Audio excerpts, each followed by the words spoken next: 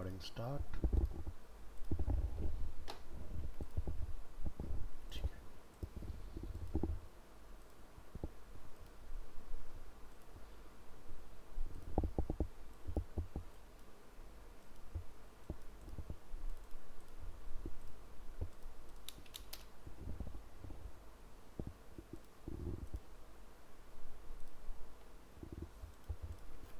Class form में हम लोगों ने फील्ड स्टेट एंड लेजेंड तो देख लिया था। ठीक है, आज के आगे का पार्ट हम लोग कंटिन्यू करेंगे।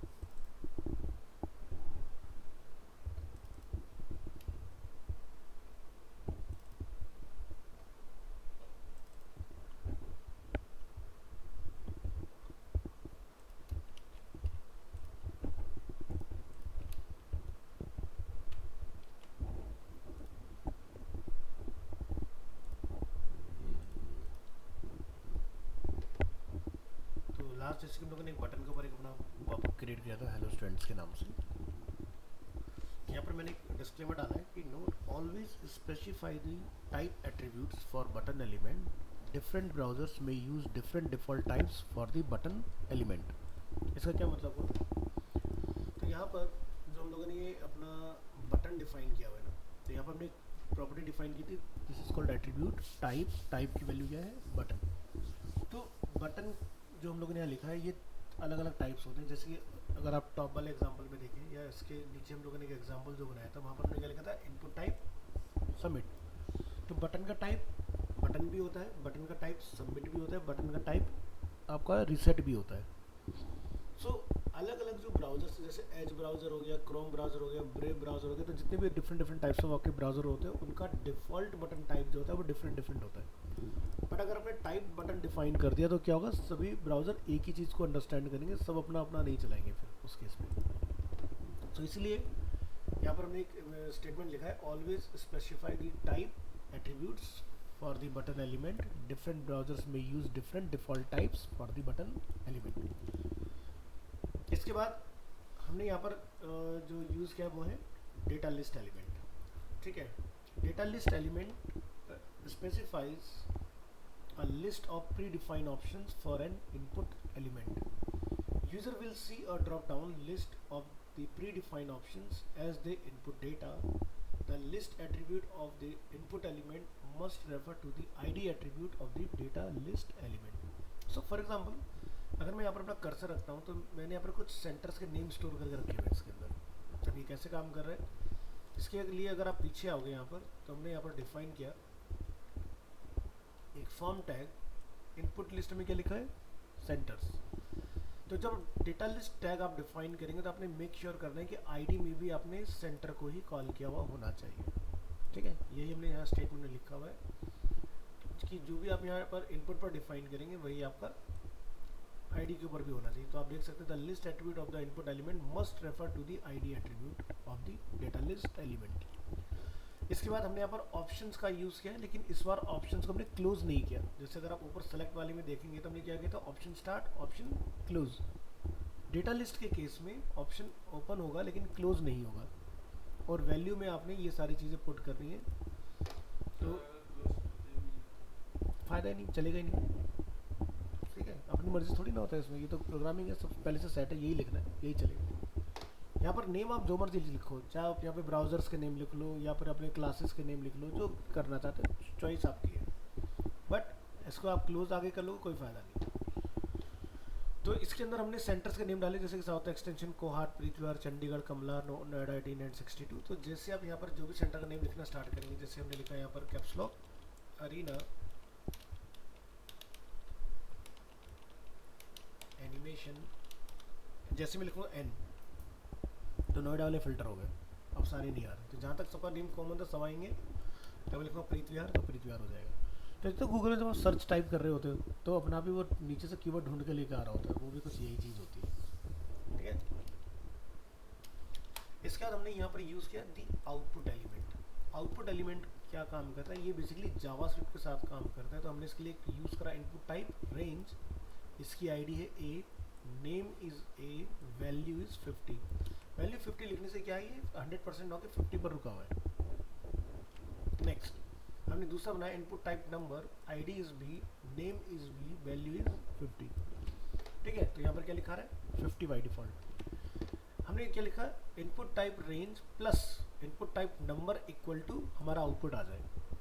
ठीक है, तो आउटपुट के लिए हमने आउटपुट टैग का यूज किया, आउटपुट नेम एक्स, ठीक है, कुछ भी रख सकते हो, फॉर ए और बी। ठीक है, और इनपुट टाइप ने क्या यूज किया फिर सबमिट, यानी कि अपना बटन। तो हमने क्या लिखा फॉर्म के अंदर, on input x dot value equal to parse integer. ये जावास्क्रिप्ट है, बेसिकली आउटपुट जावास्क्रिप्ट के साथ काम करता है। आगे जब जावास्क्रिप्ट आएगा तब आप डिटेल में समझेंगे। तो देखिए होता क्या है, जब भी कोई यूज़र किसी भी फॉर्म के फील्ड में वैल्यू डालता है तो वो एज ए टेक्स्ट ही काउंट होता है, चाहे भले से वो नंबर ही क्यों ना हो। सो हम लोग इसको क्या कर रहे हैं, टेक्स्ट को नंबर में कन्वर्ट करें। पार्स इंटीजर मतलब कास्टिंग हो रही है टेक्स्ट की नंबर के अंदर, तो ए की जो वैल्यू है वो नंबर बन जाए, बी की जो वैल्यू वो भी नंबर बन जाए। इससे क्या होगा कि जब मैं यहाँ पर लिखूँगा 150, ठीक है, और अगर मैं यहाँ से ये वैल्यू आगे पीछे करता हूँ तो आप देखेंगे क्या हो गया 108। ठीक है, तो यहाँ से अगर मैं स्लाइडर को घटाता बढ़ाता हूँ तो देखो इसकी वैल्यू 50 तो 50 रह गई। वो जब अगर प्रॉपर जावास्क्रिप्ट का लॉजिक लगा देंगे तो वो चीज़ भी पॉसिबल हो जाएगी उसके अंदर। ठीक है, तो जैसे हम यहाँ पर बोल रहे हैं कि 100 प्लस 50 कितना हो जाए, यहाँ देखो तो सही हो गया ना, ये इस तरह से हमने डाला हुआ इसको। तो आप यहाँ से रेंज घटाएंगे बढ़ाएंगे तो भी चेंजेस आएंगे उधर।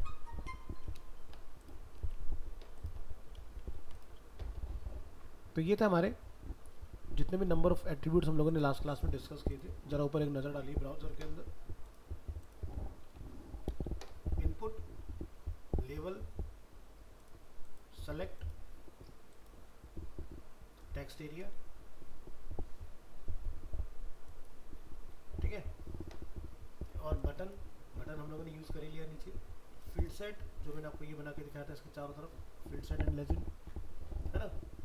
यहाँ से data list, output, option group, ये सारे ऑप्शन हमने देख लिए इसके अंदर। तो ऑप्शन हमारे आ गए इसके अंदर, ठीक है, इनके अंदर हमारे ऑप्शन हैं, और इस वाले के अंदर आ गया ऑप्शन ग्रुप। तो ये सारी प्रॉपर्टीज आपकी कंप्लीटेड है। अब हम लोग देखेंगे फॉर्म के अंदर, ये थे हमारे एलिमेंट्स। अब हमारा नेक्स्ट टॉपिक आता है फॉर्म एट्रीब्यूट्स। एट्रीब्यूट्स हम लोग ऑलरेडी डिस्कस कर चुके हैं काफ़ी, बट एक बार फिर से देखेंगे एट्रीब्यूट्स क्या होते हैं। जैसे आप यहाँ पर लिख रहे हैं लेवल, फॉर क्या है एट्रीब्यूट है, या जैसे टाइप क्या है एट्रीब्यूट है। जैसे हम लोग different types of attribute discuss करेंगे। तो फॉर्म के अंदर हमारा एक जो टैग होता है, इसमें एट्रीब्यूट आता है एक्शन। एक्शन क्या काम करता है, यही वो पार्ट है जो बेसिकली फॉर्म के डेटा को लेके जाता है किसी मेल आईडी पर सबमिट करने के लिए या फिर किसी डेटाबेस के अंदर कि डेटा जाएगा कहाँ। तो ये डेवलपमेंट का पार्ट होता है। तो यहाँ जाएंगे, इसका नेम रखेंगे फॉर्म एट्रीब्यूट्स, और यहाँ से एंटायर इंफॉर्मेशन डिलीट। यहाँ लिखिए द फॉर्म एट्रीब्यूट्स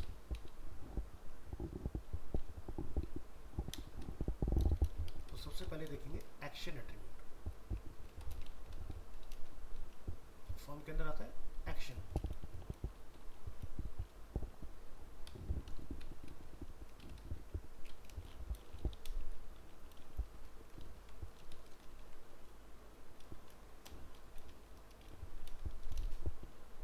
देखेंगे इसको, द एक्शन एट्रीब्यूट। ये मैंने कोड टैग में इसलिए डाला है ताकि जब आप इसको ब्राउज़र में देखें तो आपको ये फॉन्ट थोड़ा सा डिफरेंट दिखाई देगा। ठीक है, the action attribute defines the action to be performed when the form is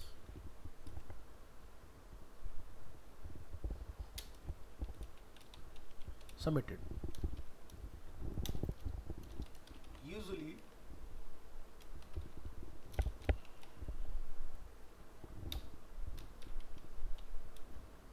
the form data is sent to a file on the server when the user clicks on the submit button.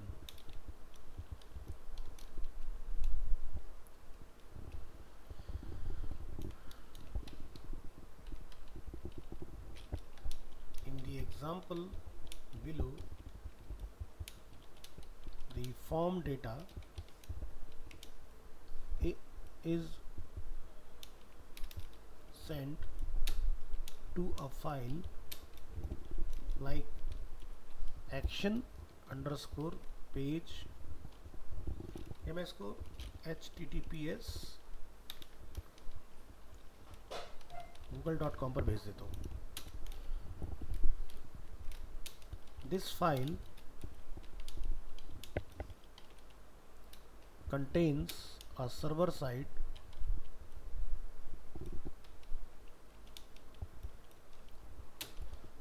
that handle the form data. तो चलिए एक example बनाएंगे.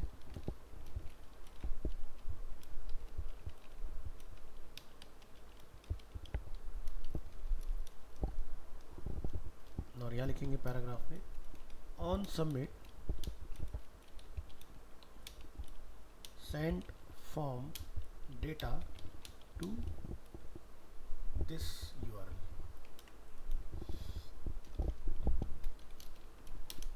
So create form type like this and यहाँ हम लोग define करेंगे level for. तो already हम लोगों ने प्रीवियस फाइल के अंदर यहाँ डिफाइन किया हुआ है. यहाँ से नोटपैड में ओपन करेंगे और हम टाइम सेव करते हैं इसको कॉपी और अपनी इस फाइल के अंदर लाके कॉल. अब इसमें हमें क्या लगाना है, एक्शन इक्वल टू आप क्या लगाएंगे यहाँ से ये URL. Control S. ब्राउज़र में आपने इस फाइल को ओपन कर लेना है. इसके बाद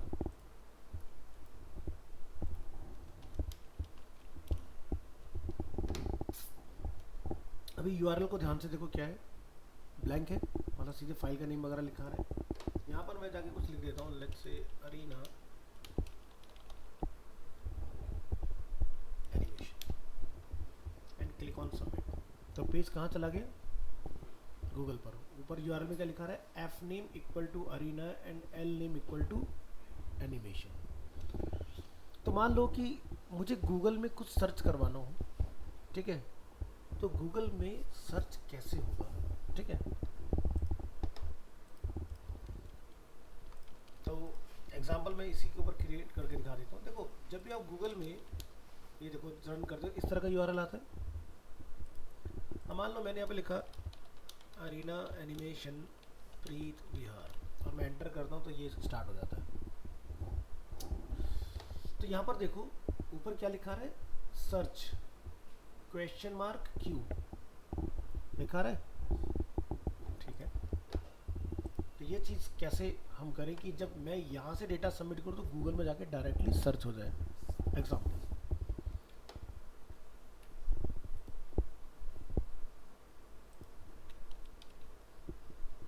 तो मैं यहाँ पर इसको चेंज कर रहा हूँ. मैंने इसको नेम दिया गूगल सर्च. हम अपना खुद का गूगल सर्च इंजन बना रहे हैं, ठीक है. काम गूगल के साथ करेगा लेकिन रिक्वेस्ट मेरे पेज से गूगल में चली जाएगी. इसके बाद इनपुट टाइप टेक्स्ट, आईडी और नेम आप क्या रखना चाहते हैं. तो नेम जो है इसका हमें क्या रखना है, सर्च, ठीक है. हमने यहाँ पर सर्च डिफाइन किया.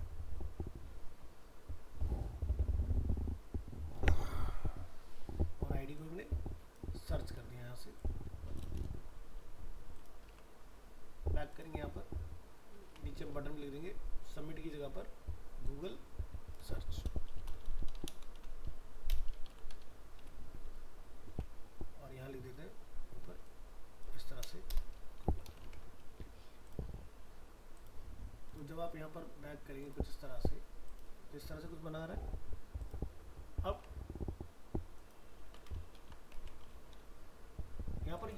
जो भी सर्च करें वो गूगल में जाके सर्च हो जाए। तो अभी ज़रा गूगल सर्च पे क्लिक करो तो हमारे क्या लिखा रहा है, question mark search equal to. But जब हम लोग गूगल में कुछ सर्च करते हैं लाइक डेमो फॉर एग्जांपल, तो लिखा था search question mark equal to search question mark Q equal to, ये लिखा रहा है ना,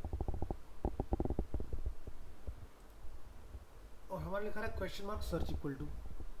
तो हमें पहली चीज़ तो ये ठीक करनी पड़ेगी भाई ये चीज़ इस तरह से ना आए।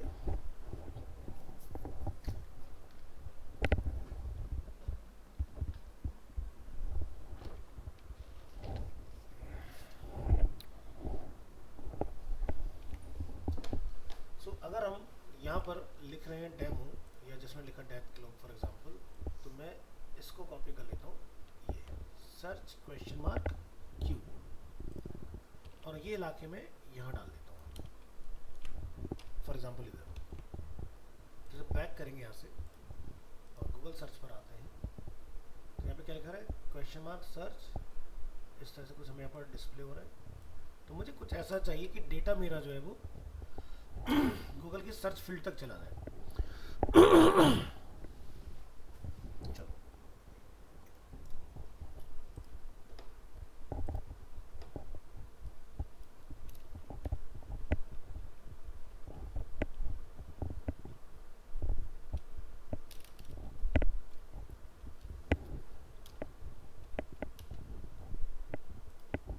तो यहाँ लिखिए यूआरएल में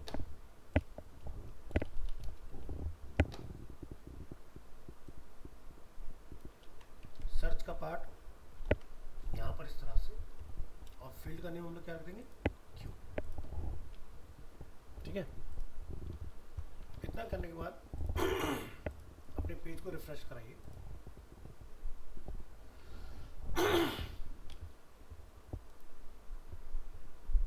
यहाँ पर जैसे हम लोग कुछ देते हैं सर्च, क्या दिखाई दे रहा है, सर्च हो गया सीधे। मेरे जो वहाँ पर लिखा मेरा लिखा हुआ है, आप कुछ और लिख के देख लो, जैसे अरीना एनिमेशन प्रीत विहार, तो क्या सीधे गूगल में सर्च हो रहा है। तो हमने गूगल को अपनी फाइल से लिंक कर दिया कि भाई जो भी यूज़र यहाँ सर्च करेगा वो सर्च सीधे कमिट होगा गूगल के ऊपर। ठीक है ना, इस तरह से आप काम कर सकते हो। इसी तरह से मान लो मुझे यूट्यूब का सर्च इंजन बनाना हो, तो हम क्या करेंगे, यूट्यूब में जाएंगे और मैंने यहाँ पे जाके सर्च किया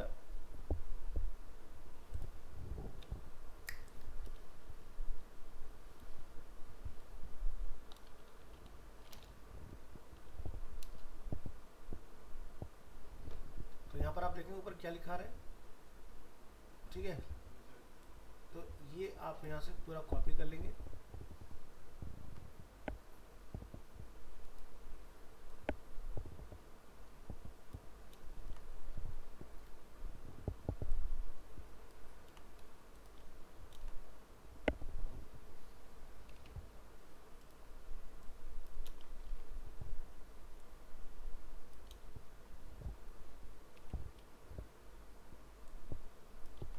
हमने बोला नेम इज सर्च क्वेरी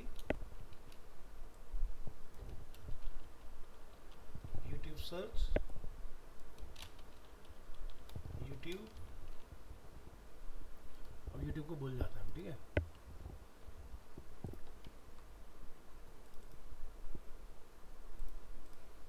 ये हमारा यूट्यूब वाला पार्ट है।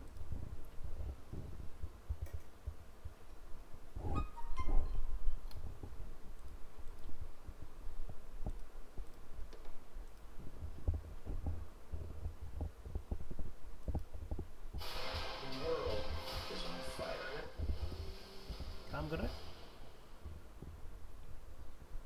मैं जो भी वहाँ लिखूंगा वो डायरेक्टली यहाँ पर काम करेगा।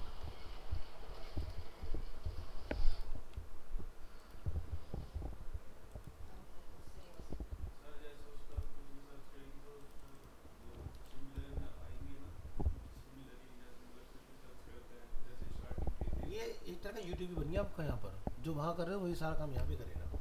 जैसे मैं यहाँ पर सर्च कर लेता हूँ मूवी, आगे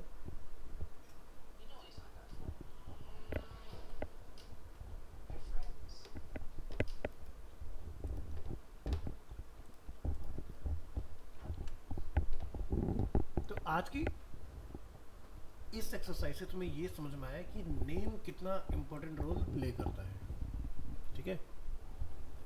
तो इस चीज़ का हमें ध्यान रखना है जब आप काम करें उसके अंदर।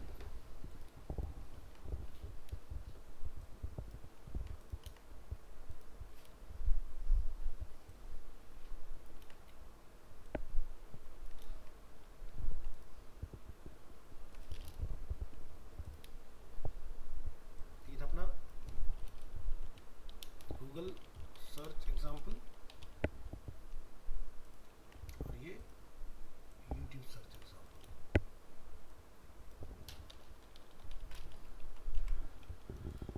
ओके, तो यहाँ आते हैं, फाइल को रन करते हैं इस तरह से, ठीक है।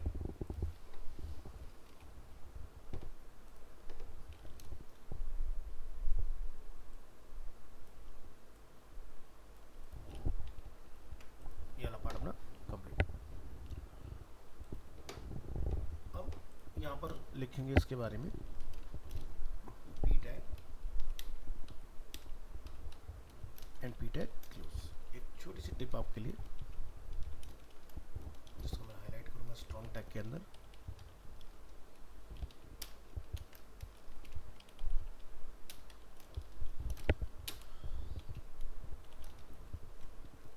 If the action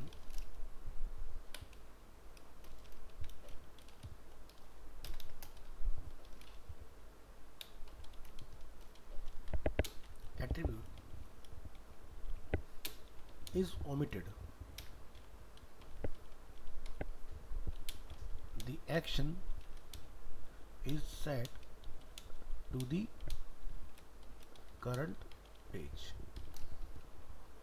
तभी क्या हो रहा है कि जब हम लोग एक्शन को डिफाइन कर रहे हैं और जब लोग यहाँ से कोई सर्च कमिट कर रहे हैं, लाइक मैं यहाँ पर लिख रहा हूँ कुछ प्रोजेक्ट के बारे में गूगल के अंदर, तो सेम पेज में रिप्लेस हो जाता है। अब मैं अगर दोबारा से कुछ सर्च करना चाह रहा हूँ तो फिर वो तो चला गया, तो क्या करें उसके लिए। तो यहाँ पर हम इसके लिए डिफाइन करेंगे HR फॉर ब्रेक, और हम यहाँ डिफाइन करेंगे H2 the target attribute.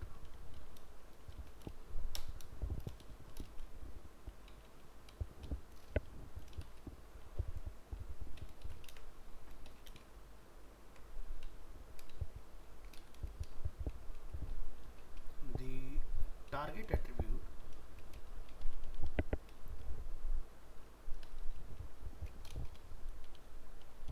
specifies where to display the response that is received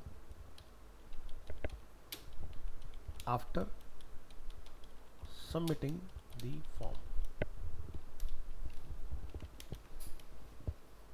The target attribute can have one of the following values। तो इसका मैं डिज़ाइन करूँगा एक टेबल के अंदर। टेबल तो पता ही है ना, table border 1, width is 90% and align is equal to center, t head, tr, th, th close, tr close, t head close। Open करेंगे टी बॉडी,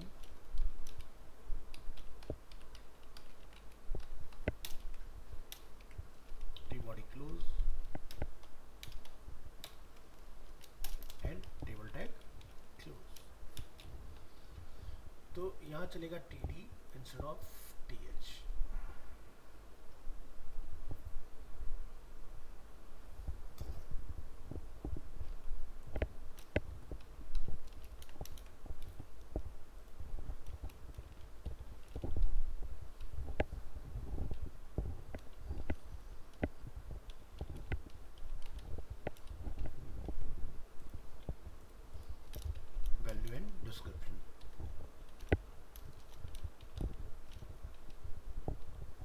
अगर वैल्यू अंडरस्कोर ब्लैंक है, the response is displayed in a new window और tab.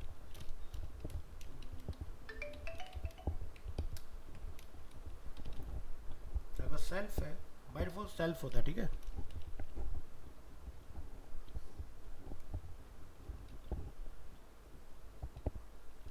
इन दी current window,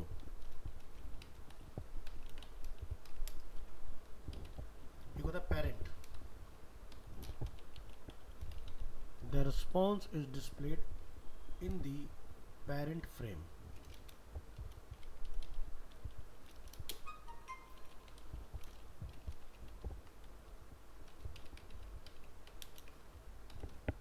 अगर top लिखा हुआ है,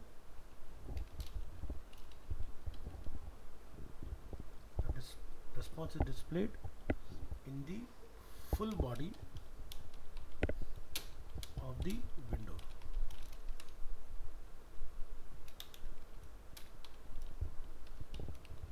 और एक वैल्यू आती है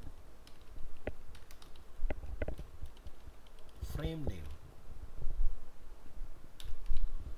the response is displayed in a named I frame.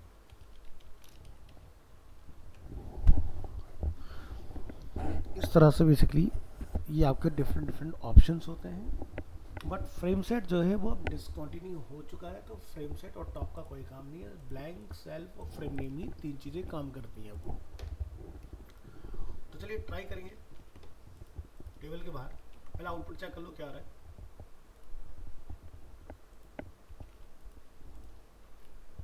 समझ आ रहा है?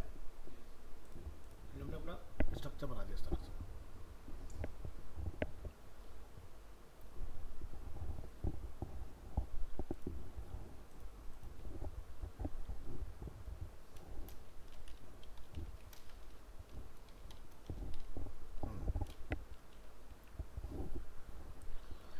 The default value is self। आप ये लिखें या ना लिखें, ये डिफॉल्ट रहने वाला है, मतलब अंडरस्कोर सेल्फ। तभी हमारा सेम विंडो में रिजल्ट आ रहा था ना, तो वो इसकी वजह से आ रहा है self, which means that the response will open in the current window। Example बनाएंगे H3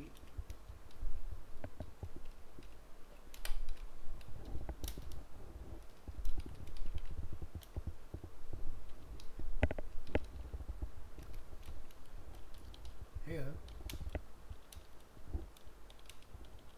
the submitted result will open in a new browser tab। Okay, तो क्या करेंगे इसके लिए?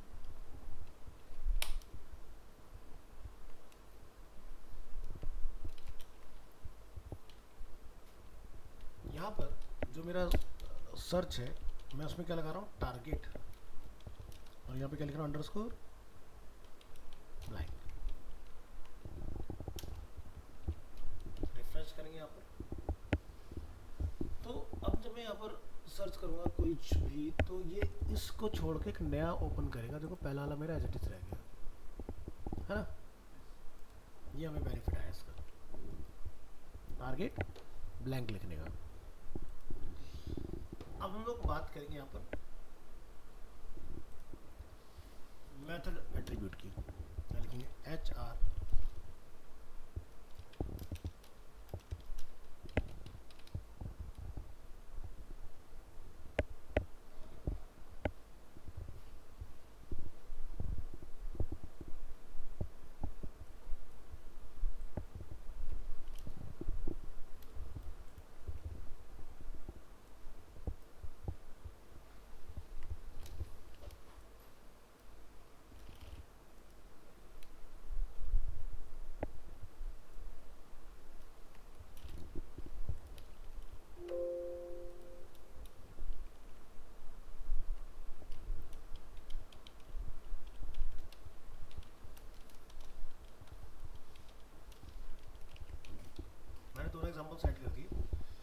हमारा सेल्फ वाला हो गया, सेम विंडो में खुलेगा, और ये हमारा न्यू वाला हो गया, न्यू विंडो में खुलेगा इस तरह से, ठीक है।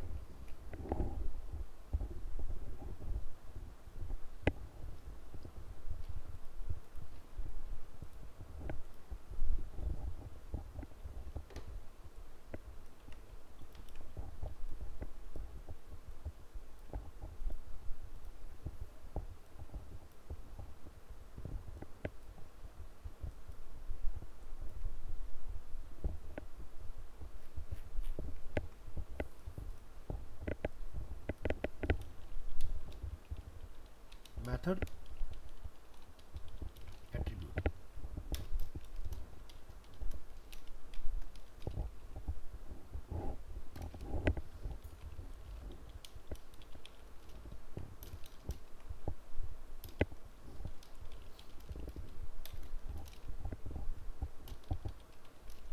The method attribute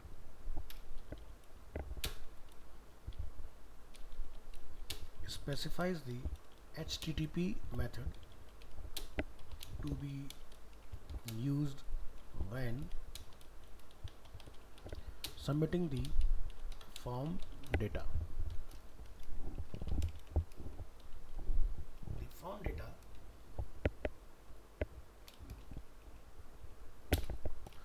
can be sent as URL, variables with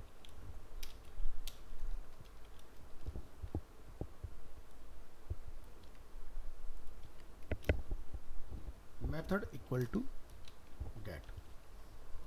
Get is a default value, जो आप लिखें या ना लिखें काम करता है, और as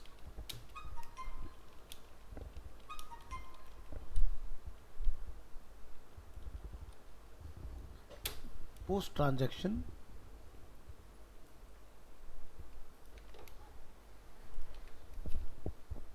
with method equal to post.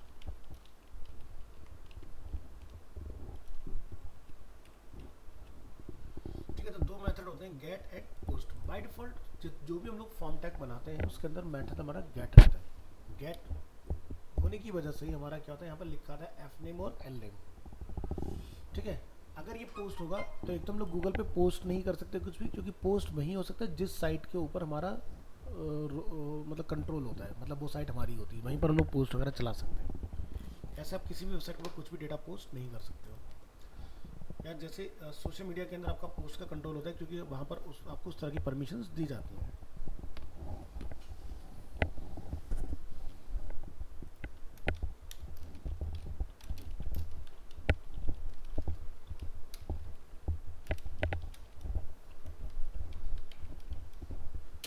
The default HTTP method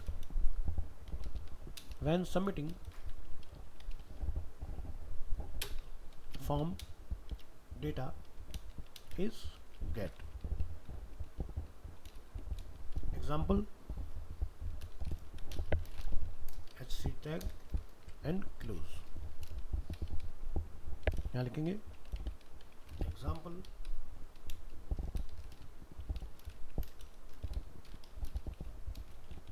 This example uses the get method when submitting the form data, right? तो यहाँ पर आप क्या करेंगे, एक फॉर्म बना लेंगे और उसके अंदर आप सबमिट को ट्राई करके देखें कि हमारा सबमिट काम कर रहा है कि नहीं। तो हम यहाँ से टॉप से ये फॉर्म कॉपी करेंगे, नीचे लेकर आएंगे और यहाँ पर हम लोग क्या लिखेंगे, मेथड इक्वल टू गेट।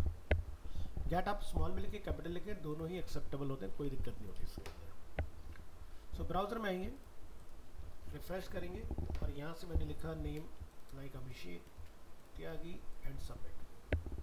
तो देखो यहाँ पर आ गया F name equal to Abhishek, last name equal to Tyagi. तो मैंने लिखा या नहीं लिखा तब भी ये काम कर रहा था।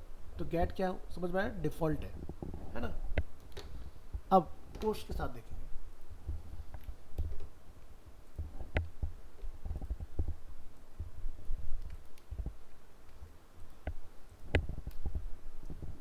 example, use the post method when submitting the form data. तो मैं यहाँ पर जाकर मेथड को रिप्लेस करके क्या लिख देता हूँ, पोस्ट. अभी अपन क्या डिफरेंस देखने वाले हैं. जैसे मैं यहाँ से लिखता हूँ अभिषेक के आगे इसमें, और जब आप सबमिट करते हैं 405, that's an error, the request method post is inappropriate for the URL. ठीक है, समझ गए. क्योंकि गूगल गेट करता है, पोस्ट नहीं कर पाता है. और दूसरा पोस्ट के साथ बेनिफिट क्या आता है कि आपका यूआरएल में वेरिएबल नेम भी नहीं आएगा लिखा हुआ. गेट में आपको रिवील होता है, पोस्ट में नहीं आता है. तो हमें क्या यूज़ करना चाहिए, गेट या पोस्ट. देखो, अगर आपने कुछ सर्च जैसी एक्टिविटी करा रहे हो तो चलता है गेट. और अगर आप किसी वेबसाइट के ऊपर यूज़र को साइन इन साइन अप करा रहे हो, या आप कहीं पर पेमेंट करा रहे हैं, तो उस कंडीशन में चलता है पोस्ट. क्योंकि अगर हमने मान लो क्रेडिट कार्ड का नंबर लिखा तो वो तो यहाँ रिवील हो जाएगा. तो आपके बाद में अगर मान लो कि वो कोई कंप्यूटर चलाएगा, वो हिस्ट्री में जाकर देख लेगा आपने क्या किया. या आपने कहीं पर अकाउंट बनाया तो आपने पासवर्ड क्या रखा है, वो आपका पासवर्ड यहाँ दिख जाएगा. तो गेट जो होता है, इस तरह की एक्टिविटी के लिए हम लोग यूज़ नहीं करते हैं. ठीक है, तो इसको ज़रा थोड़ा सा और डिटेल में समझेंगे. ये तो आपने देख लिया डिफरेंस क्या होता है गेट और इसमें. अब एक पी टैग बनाते हैं यहाँ पर और लिखते हैं नोट्स ऑन गेट. इसके लिए यूज़ करेंगे यहाँ पर यूएल टैग, और यहाँ पर लोग यूज़ करेंगे L I for list item. क्या है ना यूएल एल आई. और यहाँ पर कुछ इसके पॉइंट बनाएंगे. appends the form data to the URL in name slash value pairs.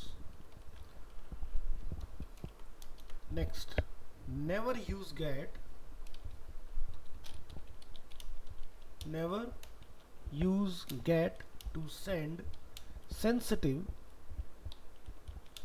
data like payment and password. The submitted form data is visible in the URL. Next, the length of a URL is limited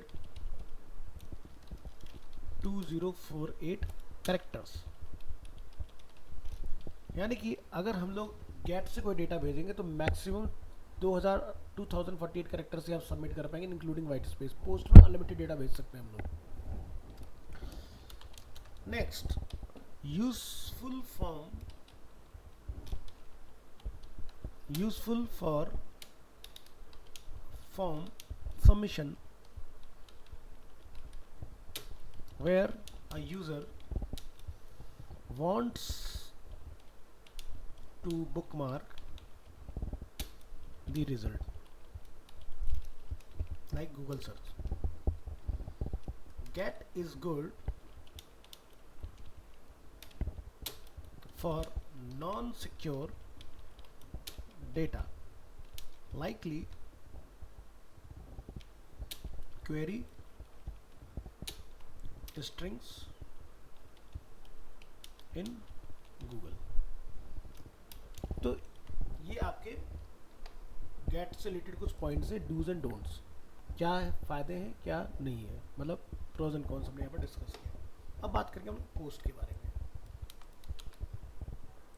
notes on post. Appends the form data inside the body of the HTTP request. The submitted form data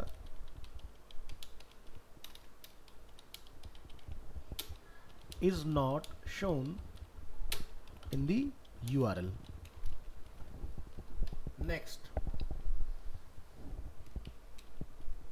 post has no size limitation and can be used to send large amounts of data, मतलब unlimited हो गया, यहाँ पर limited data जा सकता है। Form submissions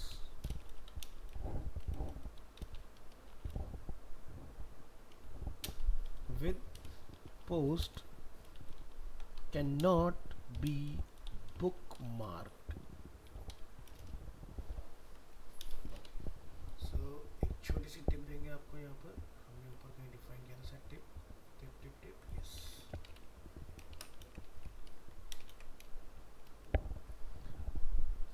तो मेरी तरफ से सजेशन है, always use post if the form data contains sensitive or personal information.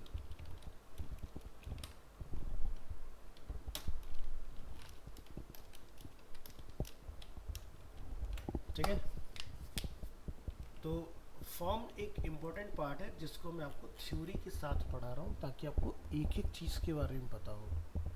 क्योंकि कोई भी वेबसाइट आज की डेट में अगर किसी यूज़र के डेटा को कैप्चर नहीं कर रही तो उस वेबसाइट का होना ना होना एक जैसा है। भाई हम वेबसाइट क्यों बनाते हैं? ताकि हम लोग ज़्यादा से ज़्यादा यूज़र्स ऑन बोर्ड करें। भाई एग्जाम्पल के तौर पर अरीना एक इंस्टीट्यूट है, वो अपनी एक वेबसाइट अगर बना रहा है तो अगर कोई कोर्स ढूंढ रहा है तो वो अरीना की वेबसाइट पर पहुँचे, अगर उसको वो चीज़ें कोर्सेज सॉफ्टवेयर मिल रहे हैं तो वो ज्वाइन करे। अब वेबसाइट ही ना हो तो यूज़र आप तक कैसे पहुँचेगा, है ना?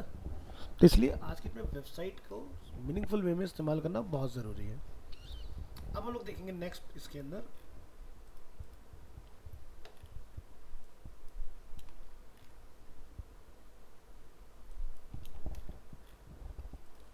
एक एट्रीब्यूट आता है auto complete.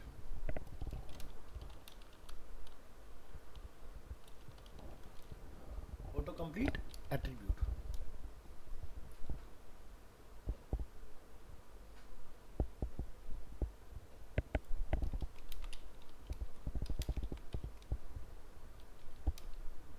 the autocomplete attribute specifies whether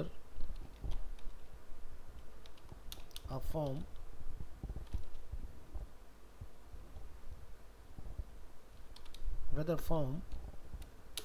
should have autocomplete on or off.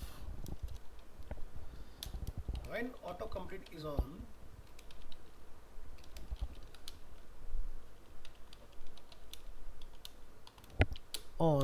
the browser automatically complete values based on values that the user has entered before. ठीक है, तो ये एडवांटेज होता है ऑटो कंप्लीट का। तो इसका एक एग्जांपल क्रिएट करेंगे।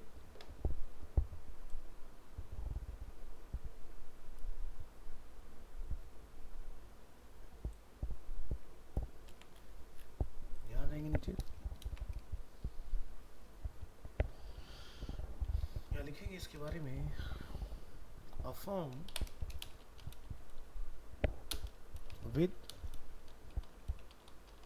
autocomplete on।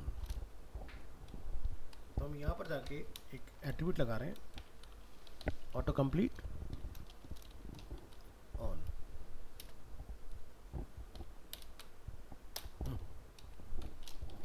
इस तरह से रिफ्रेश, तो क्या होगा, जैसे आप लिखना स्टार्ट करेंगे ऑटोमेटिकली आपको सजेशन वगैरह जैसे आना स्टार्ट हो जाएगा, जैसे कि मैं क्या लिखना चाह रहा हूँ। तो ऑटो कंप्लीट हो रहा है, नहीं तो नहीं होगा, बाय डिफॉल्ट ऑन रहता है। ठीक है, नेक्स्ट HR, फिर हम लोग देखेंगे एक और हमारे पास एट्रीब्यूट आता है no validate attribute. no validate attribute is a boolean attribute. boolean हम लोगों ने मैथ में पढ़ा हुआ है, जिसमें दो ही चीज़ें होती हैं, 0 या 1, जो कि ट्रू और फॉल्स को डिस्प्ले करता है आपके। सो यहाँ पर अगेन हम लोग एक एग्जांपल बनाएंगे छोटा सा, और इसके ऊपर हम लोग देखेंगे किस तरह से हमारा ये वाला पार्ट काम करता है। तो फॉर्म टैग कॉपी,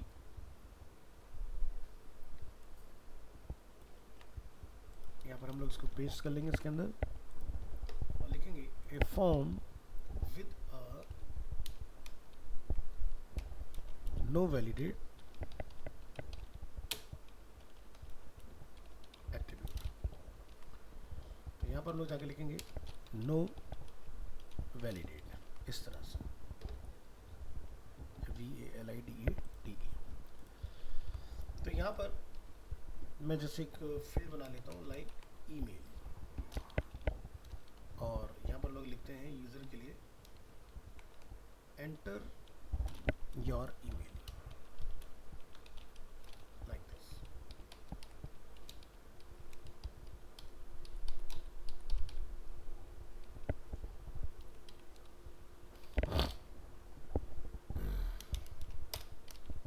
क्या आएंगे, हमने एक फील्ड बनाया input type email, ID is email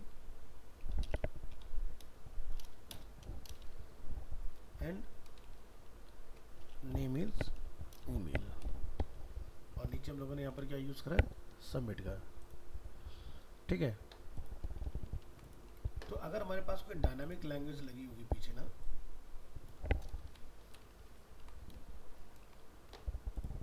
तो इसका मैं आउटपुट मिलेगा। फिलहाल इसका कोई आउटपुट होगा नहीं, बट मैं रिफ्रेश करके अगर आपको यहाँ दिखाऊंगा, ठीक है, तभी आपको इसका कोई आउटपुट आएगा नहीं इस केस में।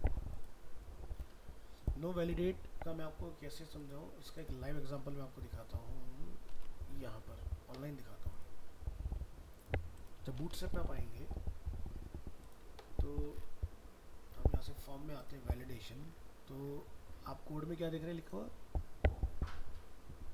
सामने देखो क्या लिखा रहा है, नो वैलिडेट, वही चीज़ जो मैंने भी लिखा। अब इसका मतलब क्या हुआ कि अगर फॉर्म मेरा वैलिडेट नहीं होगा तो जो जो चीज़ें वैलिड नहीं होंगी उन पर एरर थ्रो कर देगा। तो इसको समझने के लिए मैं और थोड़ा सा वेट करना पड़ेगा, 1-2 महीने का, तब पहुँचेंगे यहाँ पर कि ये बेसिकली चीज़ें किस तरह से काम करती हैं आपकी। ठीक है,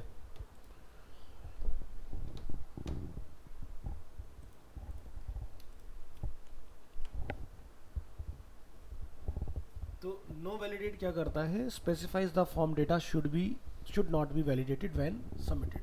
तो अगर आपका डेटा वैलिडेट नहीं होगा ऑन सबमिट तो ये आपको बताएगा उस केस में।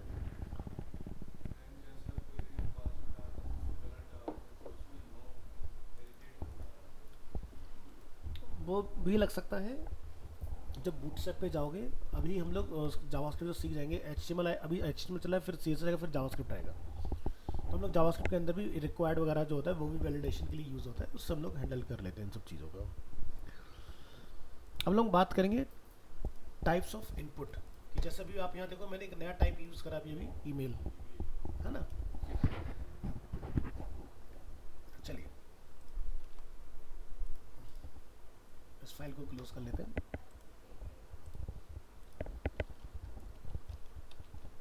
ये था हमारा HTML फॉर्म्स।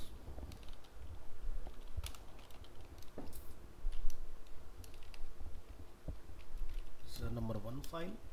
फिर हमने सीखा यहाँ पर एट्रीब्यूट्स,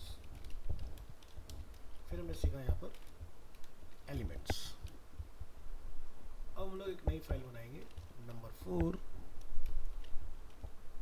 HTML इनपुट टाइप्स। वैसे टाइम हमारा ऑलमोस्ट एंड हो गया है, बट टाइप्स तो डिफाइन कर ही देंगे फटाफट से।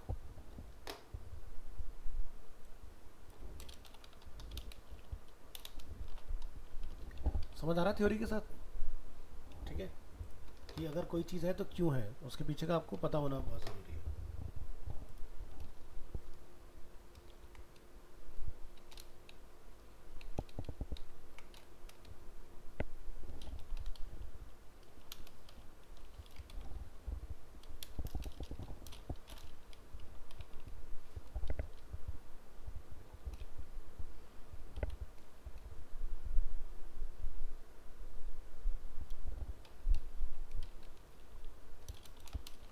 this file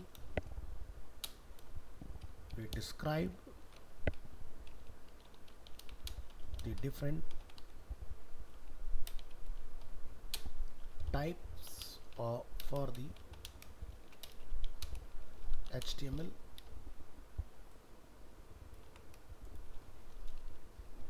input element। तो यहाँ जाइए, हमारे डिफरेंट टाइप्स ऑफ कौन कौन से हो सकते हैं, जैसे कि input type button, input type checkbox, कुछ चीज़ें कर चुके हैं, ठीक है। Input type colour,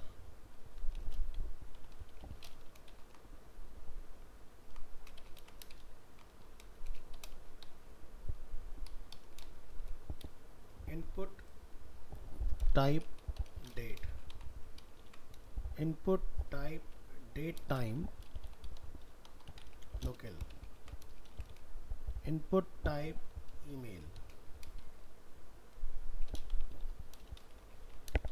input type file, input type hidden. Hidden का यूज़ जब डायनामिक हम लोग सीखेंगे PHP का तब काम में आएगा। Input type image, input type month,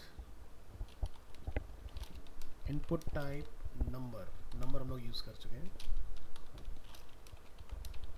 input type password, input type radio, radio हम लोग यूज़ कर चुके हैं। इनपुट टाइप रेंज, ये हम लोग यूज़ कर चुके हैं। Input type reset, input type search, input type submit, submit हम लोग यूज़ कर चुके हैं, ठीक है। तो इस तरह से आपके पास डिफरेंट रहने वाले। एक और आता है आपका जैसे input type telephone, phone number अगर यूज़र का लेना है। इनपुट टाइप टेक्स्ट हम लोग यूज़ कर चुके हैं। इनपुट टाइप टाइम आता है, इनपुट टाइम URL आता है, और इनपुट टाइप वीक आता है। सो इतने सारे different types of input types आपको मिलेंगे, ठीक है, फॉर्म के अंदर। तो नेक्स्ट क्लास में 1 by 1 इनको डिस्कस करेंगे कि चीज़ें किस तरह से काम करेंगे बेसिकली। तो नीचे का पार्ट में सब इसमें डिलीट कर रहा हूँ, यहाँ से हमारी जर्नी आगे की कंटिन्यू है। ये हमने फाइल डिफाइन करके छोड़ दिया था। फिर इनपुट के एट्रीब्यूट्स डिस्कस करेंगे। अभी तो हमने फॉर्म के एट्रीब्यूट डिस्कस किए, फिर इनपुट्स के एट्रीब्यूट्स आएंगे, और फिर इनपुट फॉर्म के एट्रीब्यूट्स देखेंगे। तो एक क्लास हमारा और जाएगा इसके अंदर, बट अच्छे से आपका फॉर्म कंप्लीट हो जाएगा। अच्छा, मुझे एक चीज़ बताओ कि फीस पूरी है तुम लोगों की? मतलब तो कोई पेंडिंग नहीं होगा ना? और आपकी पलक? हाँ, नहीं वैसे भी कितनी किस्तें रहती हैं?